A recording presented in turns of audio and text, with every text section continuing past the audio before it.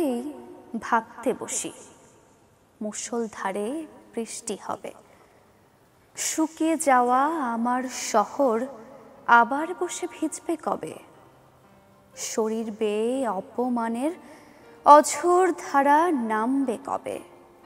শুকিয়ে যাওয়া রক্ত দাগ রক্ত ফোঁটায় ভিজবে কবে?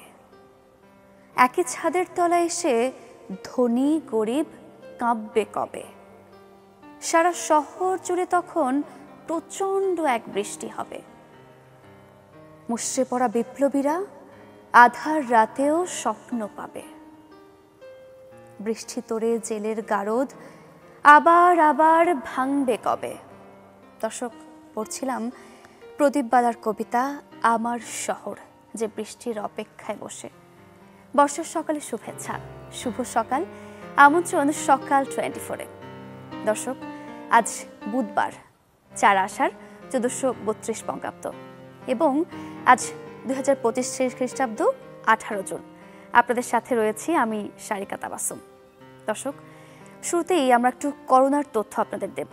নতুন করে করোনার সংক্রমণ বেড়ে গিয়েছে। 24 ঘন্টায় দেশে করোনায় মারা গেছে 2 জন। নতুন করে ভাইরাসটিতে আক্রান্ত 18 জন। রাতে স্বাস্থ্য অধিদপ্তরের সংবাদ বিজ্ঞপ্তিতে এ তথ্য জানানো হয়। 24 ঘন্টায় 312 জনের নমুনা পরীক্ষায় 18 জনের দেহে করোনা ধরা পড়ে। শনাক্তের হার 5.77%। করোনায় এ পর্যন্ত দেশে প্রাণ হারিয়েছে 29,506 জন। আক্রান্ত 20,51,876 জন।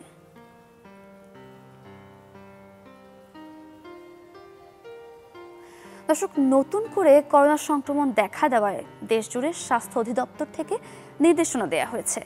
নিয়মিত এই জেলাগুলোর পরিস্থিতি আমরা তুলে ধরছি, তবে স্থলবন্দরগুলো কতটা সতর্ক তা এখন ভাববার বিষয়। কয়েকটি স্থলবন্দর দিয়ে নিয়মিত যাত্রী ও পণ্যবাহী অসংখ্য ট্রাক ঢুকছে। করোনা নিয়ে কতটা সতর্ক পঞ্চগড় জেলা, আমরা তাই জানবো। পঞ্চগড় থেকে যুক্ত হচ্ছেন সহকর্মী হোসেন রায়হান। হোসেন রায়হান, শুভ সকাল। যেমনটি বলছিলাম, নতুন করে 18 জন শনাক্ত হয়েছে, 2 জন নিহতের খবর আমরা পেয়েছি। পঞ্চগড়ের কি অবস্থা? যেহেতু পঞ্চগড় থেকে নিয়মিত স্থলবন্দীদের ট্রাক ঢুকছে, শ্রমিক ঢুকছে, তাদের করোনা পরীক্ষা করা হচ্ছে কিনা, কোনো ব্যবস্থা নেওয়া হয়েছে কিনা, বিস্তারিত জানাবেন। শুভকামনা সারিকা আপনাকে। আসলে সারা দেশে করোনা পরিস্থিতির যে উদ্বেগ সৃষ্টি করেছে তার ধারাবাহিকতা পঞ্চগড়ে এসেও লেগেছে, অর্থাৎ সীমান্ত জেলা এটি পঞ্চগড়ে। আপনি জানেন যে পঞ্চগড় জেলার 3 দিক দিয়ে ভারত সীমান্ত বেষ্টিত, ফলে এখানে করোনার যে সংক্রমণ যদিও করোনার এই পরিস্থিতিতে জেলা প্রশাসন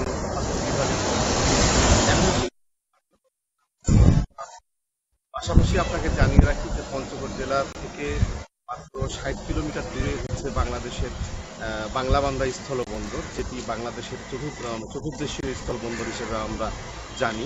এখান থেকে নেপাল, ভুটান এবং ভারতের সাথে অর্থ বাণিজ্যের যে বিষয়টি সেটি রয়েছে। তো এখান থেকে তেঁতুলিয়া থেকে মাত্র 16 কিলোমিটার দূরে এবং পঞ্চগড় থেকে 60 কিলোমিটার দূরে এই বন্দরের অবস্থান। আমি গতকাল পর্যন্ত বন্দরের খবর নিয়ে জেনেছি সারিকা, যে আসলে এখানে কার্যকর কোনো ব্যবস্থা গ্রহণ করা হয়নি। অর্থাৎ বন্দর দিয়ে যে ভুটান থেকে এবং ভারত থেকে, নেপাল থেকে যেসব গাড়ি ঘোড়া আসছে বাংলাদেশে অনায়াসে তাদের বিষয়ে স্বাস্থ্য বিভাগের পক্ষ থেকে কোনো নির্দেশনা নাই এবং তাদের স্বাস্থ্য পরীক্ষার ব্যাপারেও আসলে কর্তৃপক্ষ উদাসীন। এখন পর্যন্ত সেরকম দৃশ্যমান কোনো ঘটনা আমরা দেখিনি এবং কোনো মেডিকেল টিমকেও পাইনি। আমি এই বিষয়ে সিভিল সার্জনের সঙ্গে কথা বলার চেষ্টা করেছি। তারা বলেছে যে আমরা মন্ত্রণালয়ের নির্দেশ মোতাবেক কাজ করছি। ইতিমধ্যে আমরা কাজ শুরু করেছি। জেলা পর্যায়ের বিভিন্ন উপজেলায় করোনা সচেতন করার জন্য মানুষকে মাইকিং করা হচ্ছে, প্রচারণা চালানো হচ্ছে এবং পঞ্চগড় আধুনিক সদর হাসপাতালের যে হাসপাতাল রয়েছে সেখানে করোনা রোগীর জন্য আধুনিকভাবে পরিচ্ছন্ন কর্মীরা কাজ করতে দেখেছি আমি কালকে তাদেরকে। তারা করোনার জন্য রুম তৈরি করছে এবং ইতিমধ্যে আমি জেলা প্রশাসনের সঙ্গে কথা বলেছি। তিনি আমাকে জানিয়েছেন যে আসলে আমাদের এখানে যে বন্দরটি রয়েছে সেই বন্দরটিকে সুরক্ষিত করার ব্যাপারে আমরা ইতিমধ্যে উদ্যোগ গ্রহণ করেছি এবং এখানে জরুরি ভিত্তিতে মেডিকেল পলিটিক্যাল টিম গঠন করা হবে। তো এখানে একটি যেটি সুখের বিষয় সেটি হচ্ছে যেহেতু ভারতের ভিসা বন্ধ রয়েছে সে কারণে কিন্তু লোক সংখ্যা এখানে পারাপার খুব কম। আগে প্রতিদিন গড়ে 700 থেকে 800 মানুষ পারাপার হতো, বর্তমানে সেটি দাঁড়িয়েছে 30 থেকে 40। ফলে এই স্বাস্থ্য ঝুঁকির যে বিষয়টি সেটি কিন্তু এখানে কম। তবে সমস্যা হচ্ছে যে ভুটান এবং ভারত থেকে যে মালবাহী ট্রাক বাংলাদেশে আসছে সেই সব গাড়ির ড্রাইভাররা কিন্তু অনায়াসে বাংলাদেশে প্রবেশ করছে, বাংলাদেশের ছোট ছোট হাট বাজারগুলোতে তারা অবস্থান করছে এবং অনায়াসে তারা চলাফেরা করছে, যেটি কিন্তু করোনা সংক্রমণের জন্য একটি বড় ধরনের উদ্বেগের কথা। তো এই ছিল আমার কাছে পঞ্চগড় জেলার সার্বিক করোনা পরিস্থিতি। হোসেন রায়হান, আপনাকে ধন্যবাদ। আমরাও চাই খুব দ্রুতই সতর্কতা আসুক। দর্শক, আমরা পঞ্চগড়ের খবর জানছিলাম। আমরা জানছিলাম স্থলবন্দর দিয়ে ভারত, নেপাল, ভুটান দিয়ে অনায়াসী পণ্যবাহী ট্রাক ঢুকছে এবং এর কিন্তু দৃশ্যমান কার্যকর কোনো পদক্ষেপ এখনো নেওয়া হয়নি, যেটি আসলেই ভাববার বিষয়। দর্শক, এবার একটু আমরা পত্রিকায় চলে যাব। আজকের দিনের সব প্রধান প্রধান শিরোনামগুলো দেখে নেব। রয়েছে কয়েকটি পত্রিকা, শুরুতেই সমকালের শিরোনামগুলো দেখব। চূড়ায় উঠছে সংঘাত, বাড়ছে ধ্বংসযজ্ঞ। ইরানকে নিঃশর্ত আত্মসমর্পণের আহ্বান ট্রাম্পের। আইআরজিসির শীর্ষ কমান্ডারকে হত্যার দাবি তেল আবিবের। ইরানের কেন্দ্রীয় ব্যাংকে সাইবার হামলা। তেল আবিবে মোসাদের কার্যালয়ে হামলা, ক্ষেপণাস্ত্রের আঘাতে মধ্যাঞ্চলে বাসে আগুন। একদিনে আরও 10 ক্ষেপণাস্ত্র ছুড়েছে ইরান। মধ্যপ্রাচ্য সংকট, ইরান ও ইসরায়েলের মধ্যে সংঘাত ক্রমে তীব্রতর হচ্ছে, তাই নিয়ে শিরোনামটি করা হয়েছে। বিএনপির কিছু ছাড়, জামায়াতের বয়কট, এনসিপির অভিযোগ। 70 অনুচ্ছেদ, প্রধান বিচারপতি নিয়ে কাছাকাছি দলগুলো। সংসদের নারী আসন নিয়ে মতভিন্নতা বেশি। উচ্চকক্ষের গঠন পদ্ধতি নিয়েও মতভেদ। আরাকান আর্মির সঙ্গে যুদ্ধে ক্যাম্পের রোহিঙ্গারা। বাংলাদেশের নিরাপত্তা সংস্থাগুলো এ প্রক্রিয়ায় সম্পৃক্ত। রাখাইনে অনানুষ্ঠানিক ত্রাণ সহায়তা ও সীমান্ত বাণিজ্যে জোরদারে সুপারিশ। দর্শক, সমকালের প্রথম পাতার শিরোনামগুলো তো আমরা দেখছিলাম। এবারে আমরা একটু চলে যাব প্রথম আলোর প্রথম পাতায়। সুনির্দিষ্ট লক্ষ্যে হামলা চালাচ্ছে ইসরায়েল, থেমে নেই ইরানও। ইসরায়েল ইরান সংঘাত নিয়ে এখানেও শিরোনাম করা হয়েছে। শুরুতেই দেখছিলাম, অর্থ বিল ও আস্থা ভোট ছাড়া সংসদে স্বাধীন এমপিরা। বিরোধী দলগুলো যে কটি আসন পাবে সে অনুপাতে সংসদীয় কমিটির সভাপতি পদ পাবে। প্রধান বিচারপতি নিয়োগের ক্ষেত্রে বিদ্যমান ব্যবস্থা পরিবর্তনের ব্যাপারে ঐকমত্য প্রতিষ্ঠিত হয়েছে। নারী আসন সংক্রান্ত প্রস্তাব নিয়ে মতভিন্নতা থাকায় আগামী সপ্তাহে আবার আলোচনা হবে। তেহরানে রয়েছেন 400 বাংলাদেশি, স্থানান্তরের উদ্যোগ। ইসরায়েলের অব্যাহত হামলার পরিপ্রেক্ষিতে ইরানের রাজধানী তেহরানে অবস্থানরত প্রায় 400 বাংলাদেশির নিরাপত্তা নিয়ে সরকার উদ্বিগ্ন। এদের মধ্যে প্রায় 100 জন বাংলাদেশি দূতাবাসের সঙ্গে যোগাযোগ করেছেন। তাদের নিরাপদে সরিয়ে নেওয়ার কাজ শুরু হয়েছে। নাজমুল মুশফিকের সেঞ্চুরিতে বাংলাদেশের দারুণ দিন। পিঠাপিঠি এগোচ্ছেন সেঞ্চুরির দিকে, যেন নিজেদের মধ্যে একটা প্রতিদ্বন্দ্বিতা। সেটা অবশ্য মাঠের বাইরে থাকাদের উপলব্ধি। উইকেটের দুই প্রান্তে অধিনায়ক নাজমুল হোসেন আর অভিজ্ঞ মুশফিকুর রহিমের উপভোগ্য ব্যাটিং বরং দুজনের কাজকেই দুদিক থেকে এগিয়ে দিচ্ছিল। দর্শক, বাংলাদেশ 45 রানে 3 উইকেট হারিয়ে ফেলার পর জুটি বেঁধেছিলেন তারা, তাই নিয়ে শিরোনাম করা হয়েছে। প্রথম আলোর শিরোনামগুলো আমরা দেখছিলাম। প্রথম আলোর পরে আমরা চলে যাব দৈনিক ইত্তেফাকের শিরোনামগুলোতে। ইরানকে নিঃশর্ত আত্মসমর্পণ করতে হবে বলেছেন ট্রাম্প। ইরানের সর্বোচ্চ নেতাকে এখনই হত্যা নয়। ইরানের সর্বোচ্চ নেতা আয়াতুল্লাহ আলী খামেনি কোথায় আছে তা যুক্তরাষ্ট্র জানে, তবে এখনই তাকে হত্যা করা হবে না বলে জানিয়েছেন মার্কিন প্রেসিডেন্ট ডোনাল্ড ট্রাম্প। ইরানকে নিঃশর্ত আত্মসমর্পণ করতে হবে বলেও জানিয়েছেন ট্রাম্প। আমরা একাধিক গুরুত্বপূর্ণ পরিবর্তনের মধ্য দিয়ে যাচ্ছি বলেছেন প্রধান উপদেষ্টা। আগামী মাসে জুলাই সনদ ঘোষণা। প্রধান উপদেষ্টা অধ্যাপক ডক্টর মোহাম্মদ ইউনূস অন্তর্বর্তীকালীন সরকারের সংস্কার কার্যক্রমের প্রসঙ্গ উল্লেখ করে বলেছেন, অস্থির সময়ের পর আমরা এখন একাধিক গুরুত্বপূর্ণ পরিবর্তনের মধ্য দিয়ে যাচ্ছি। তিনি বলেন, আমাদের মনোযোগ কেন্দ্রীভূত রয়েছে সংবিধান, বিচার ব্যবস্থা ও প্রশাসনিক সংস্কারে। এগুলো একটি শক্তিশালী বাংলাদেশের ভিত্তি। দ্বিকক্ষের পার্লামেন্টে অধিকাংশ দল একমত বলেছেন আলী রিয়াজ। ঐকমত্য কমিশনের আলোচনা বয়কট জামায়াতের। আমাদের প্রস্তাবের বাইরেও বহু প্রস্তাবে একমত হয়েছে বলেছেন সালাউদ্দিন আহমেদ। বিএনপির প্রস্তাবের দিকে হেলে গেছেন প্রধান উপদেষ্টা, বলছে এনসিপি। কমিশন ও সরকার ভূমিকা পক্ষপাতদুষ্ট হচ্ছে বলেছেন নূর। সরকার সম্পূর্ণ নিরপেক্ষ বলেছেন প্রেস সচিব। দর্শক, দৈনিক ইত্তেফাকের শিরোনামগুলো তো দেখে নিচ্ছিলাম, এবারে আমরা একটু চলে যাব যুগান্তরের শিরোনামগুলোতে। স্বস্তির বাতাসে অস্বস্তি ছড়াচ্ছে কিছু চ্যালেঞ্জ, লন্ডন বৈঠকে বড় সাফল্য। ইশরাকের অনড় অবস্থান, বিতর্কিত সরকারি কর্মচারী অধ্যাদেশ বাতিলে ধীর গতি। এনবিআর গেজেট নিয়ে এখনো চাপা ক্ষোভ। জাতীয় স্থায়ী কমিটির বৈঠক, সরকারের সঙ্গে বিএনপির দূরত্ব মিটে গেছে। নাজমুল মুশফিকের সেঞ্চুরিতে গোলে বাংলাদেশের গর্জন, এখানে আরো একটি শিরোনাম করা হয়েছে। দর্শক, যুগান্তরের শিরোনামের পরে আমরা সব শেষে চলে যাব কালের কণ্ঠের শিরোনামগুলোতে। ধ্বংসযজ্ঞে অনড় ইরান ইসরায়েল, প্রত্যেকটি পত্রিকাতে এই ইরান ইসরায়েল সংঘর্ষ নিয়ে, যুদ্ধ নিয়ে একটি শিরোনাম করা হয়েছে বড় করে। আমরা পাশাপাশি অন্যটি শিরোনাম দেখছি, তারেক রহমান ক্রমে নিজেকে নিয়ে যাচ্ছেন ভিন্ন উচ্চতায়। মুস্তফা কামালের একটি বিশেষ লেখা এখানে আছে। সচিবালয়ে কর্মচারীদের বিক্ষোভ চলছেই, বাড়ছে দাবি। সরকারি চাকরি অধ্যাদেশ 2025 বাতিলের দাবিতে গতকাল মঙ্গলবার সচিবালয়ে বিক্ষোভ করেছেন সরকারি কর্মচারীরা।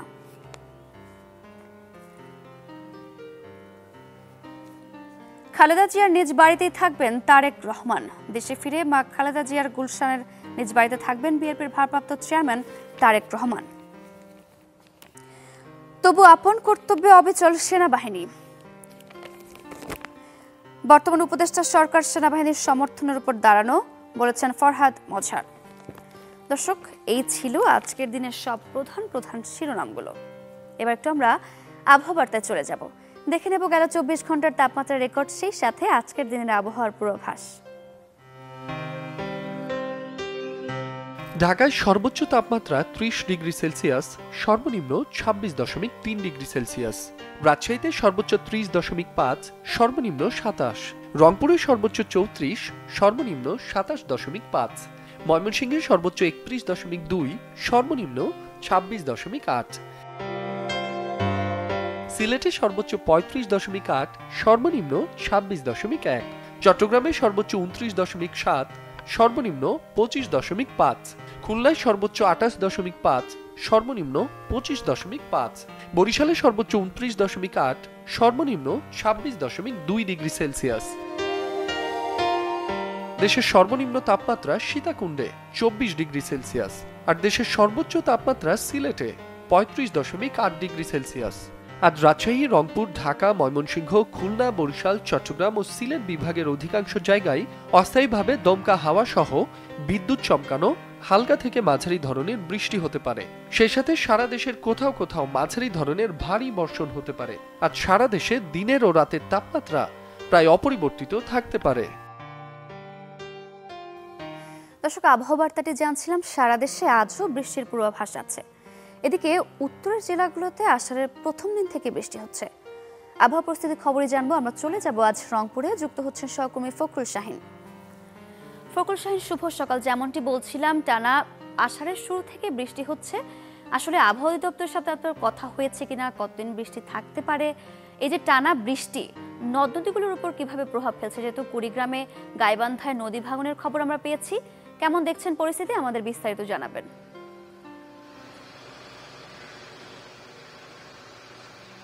সারিকা, আপনাকে বৃষ্টি স্নাত শুভ সকাল এবং জানিয়ে দিই, সেটি হচ্ছে যে আষাঢ়ের যে শুরুর দিন, আজকে 3 তারিখ, এবং শুরু থেকে আমরা দেখছি যে বৃষ্টি রিমঝিম করে পড়ছে এবং আজকে সকাল থেকেও আমরা দেখছি যে থেমে থেমে বৃষ্টি হচ্ছে, এখনও গুড়ি গুড়ি বৃষ্টি পড়ছে।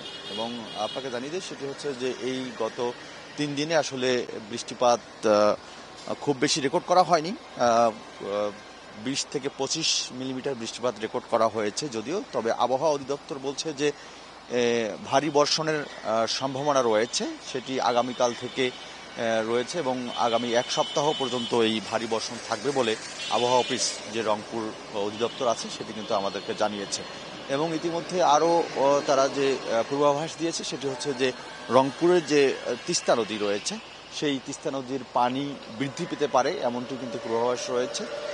ইতিমধ্যে এই রিমঝিম বৃষ্টিতে কিন্তু রংপুরের যে নদ নদীগুলো আছে আমরা খোঁজ নিয়েছি, দেখেছি যে ঘাঘট নদী থেকে শুরু করে ছোট ছোট নদীগুলোর পানি কিন্তু বাড়তে শুরু করেছে, যদিও এখনো দুর্ভোগের সৃষ্টি হয়নি, অর্থাৎ নদী ভাঙ্গন বা তিস্তা ভাঙ্গন তেমনটি কিন্তু আমরা খবর পাইনি, তথ্য পাইনি। পানি উন্নয়ন বোর্ডের সঙ্গেও কথা বলেছি, তারা বলেছেন যে তেমন কোনো ক্ষয়ক্ষতির এখনো খবর তারা পাননি, তবে তারা প্রস্তুত রয়েছেন যে ভারী বর্ষণে যদি তিস্তা নদীর ভাঙ্গন সৃষ্টি হয় সেখানে তারা জিও ব্যাগ বা তাদের যে পদক্ষেপ সেটি তারা নেওয়ার জন্য প্রস্তুত রয়েছেন এমনটি জানিয়েছেন। এবং এই ভারী বর্ষণের ফলে কিন্তু তিস্তা নদী বেষ্টিত যারা আছেন তীরবর্তী মানুষ আছেন তাদেরকে কিন্তু সতর্ক থাকতে বলা হয়েছে, কারণ অল্প বৃষ্টিতে যেহেতু সেখানে প্লাবনের সৃষ্টি হয় সে কারণে যদি কোনো প্লাবনের সৃষ্টি হয় পানিবন্দী হয়ে পড়ে সেজন্য আগে থেকে কিন্তু সতর্ক বার্তা দেওয়া হচ্ছে এবং প্রশাসনের পক্ষ থেকেও কিন্তু সেখানে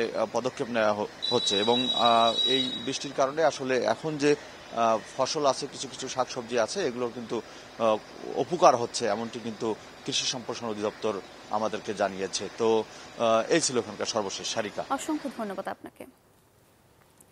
দর্শক, রংপুর থেকে আবহাওয়া পরিস্থিতি আমরা জানছিলাম আষাঢ়ের শুরু থেকেই কিন্তু সেখানে টানা বৃষ্টি হচ্ছে এবং আরও এক সপ্তাহের মতো এই ভারী বর্ষণ থাকতে পারে।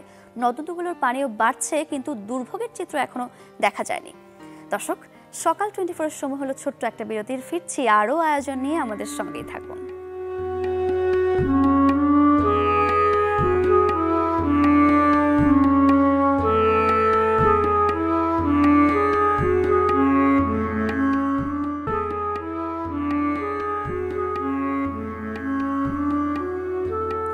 ফিরে এলাম বিরতির পর, আবারও আমন্ত্রণ সকাল 24-এ।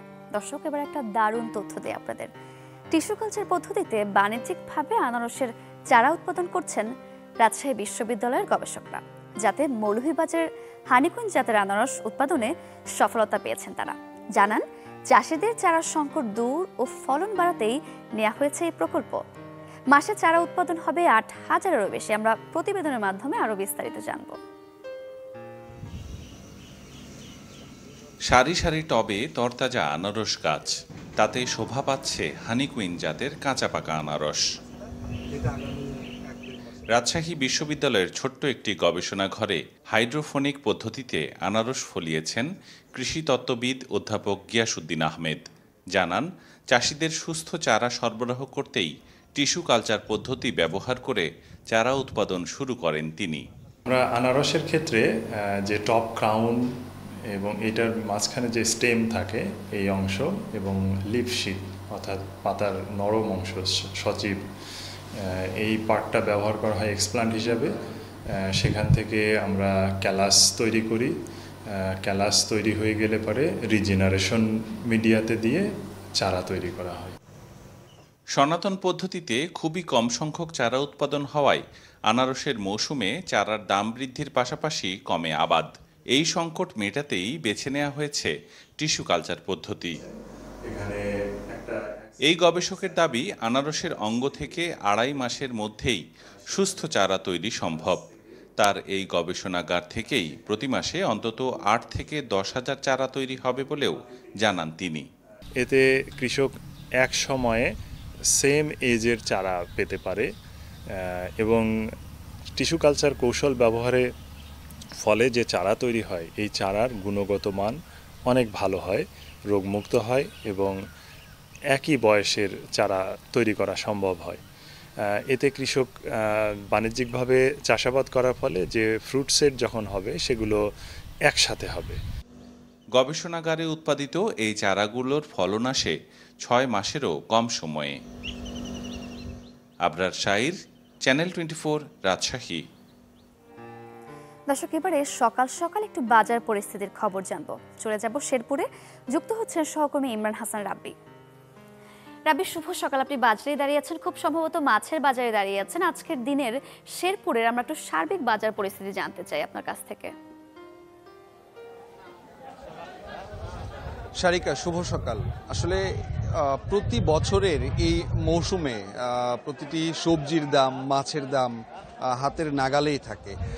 কিন্তু এবার এই ঈদুল আজহার পর থেকে মাছের বাজারের প্রতিটি মাছের দামই আসলে আকাশচুম্বী, এবং অন্যান্য যে কাঁচা বাজারের যে সবজির দামগুলো রয়েছে সেগুলোও কিন্তু এখন বেশ ঊর্ধ্বমুখী। আজকের বাজারে আমি ক্রেতা এবং বিক্রেতাদের সাথে কথা বলে জানতে পেরেছি। আমি রয়েছি এখন এই মুহূর্তে শেরপুরের নবীনগর হাজির বাজার কাঁচা বাজারে। এই কাঁচা বাজারে আমি যে জায়গাটিতে রয়েছি এটি মূলত হচ্ছে মাছের বাজার। এটি একই সাথে শেরপুরের বেশ বড় একটি পাইকারি মাছের বাজারও এই জায়গাটাতে। আজকের বাজারের প্রেক্ষাপটটা যদি বলি, যে এখানে মূলত আজকে নদীর ছোট মাছ 500 থেকে 550 টাকা কেজি দরে বিক্রি হচ্ছে। পাঙ্গাস মাছ বিক্রি হচ্ছে 180 থেকে 190 টাকা কেজি দরে। রুই মাছ বিক্রি হচ্ছে 270 থেকে 280 টাকা কেজি দরে। ইলিশ মাছ বিক্রি হচ্ছে 1500 থেকে 1800 টাকা কেজি দরে, এবং প্রকারভেদে তা 2000 থেকে 2200 টাকা কেজি দরেও বিক্রি হচ্ছে। এবং পুকুরে যে চাষের মাছগুলো রয়েছে সেই চাষের মাছের দাম কিছুটা কম হলেও তা কিন্তু প্রকারভেদে 180 থেকে 250 টাকা কেজি দরে বিক্রি হচ্ছে আজকে।